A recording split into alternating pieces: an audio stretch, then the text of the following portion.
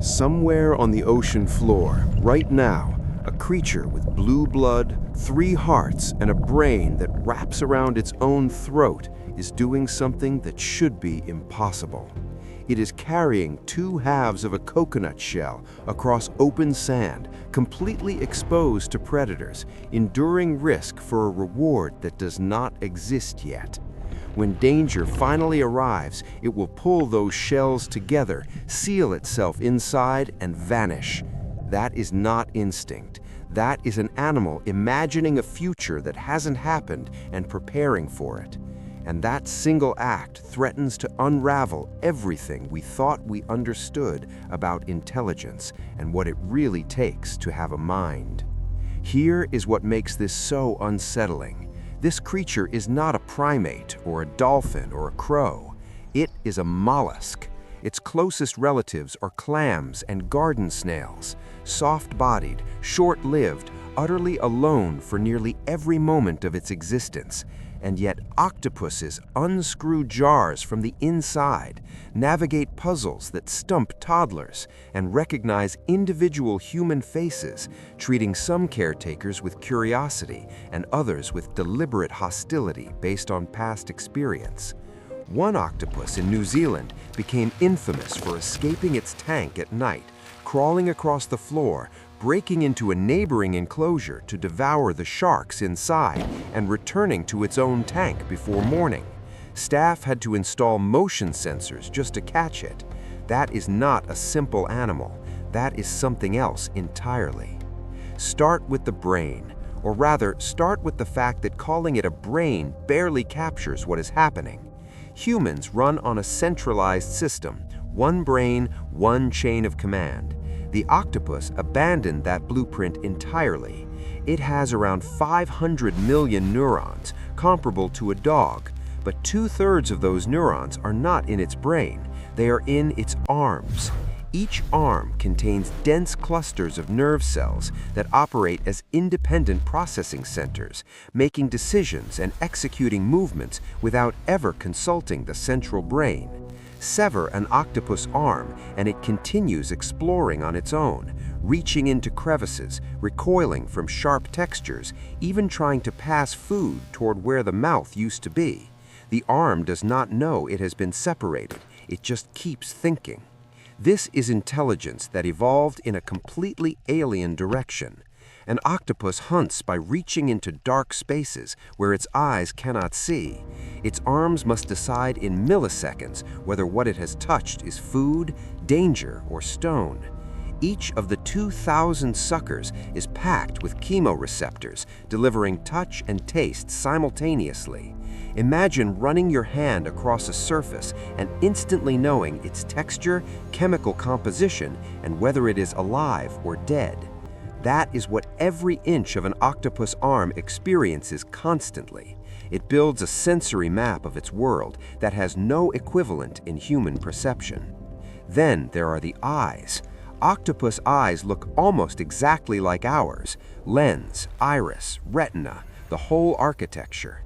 2 lineages separated by 600 million years independently arrived at nearly identical solutions to forming an image.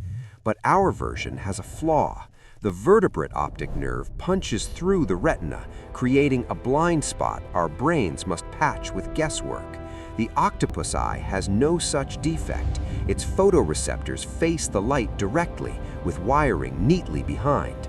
600 million years apart, and the mollusk built the better camera. Yet here is the deepest contradiction. Octopuses appear to be colorblind, possessing only one type of photoreceptor.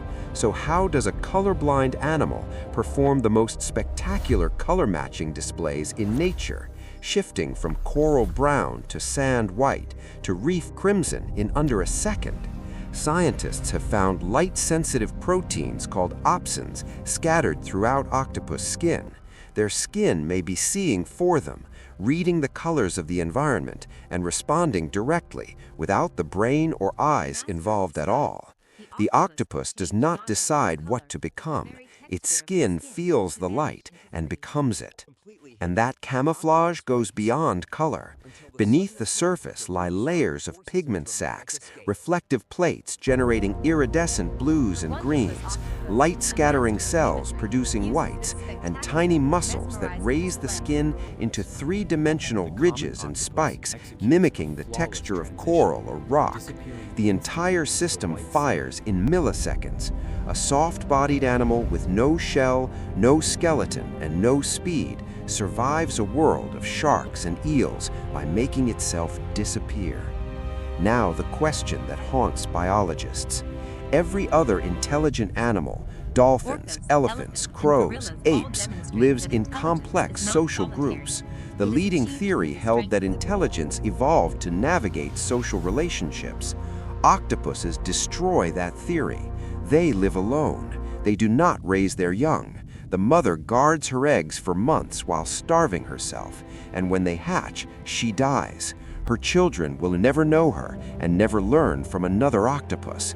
Every problem they solve, they figure out alone. So what forged this intelligence? The environment itself. Octopuses are generalist predators in the most complex habitats on Earth.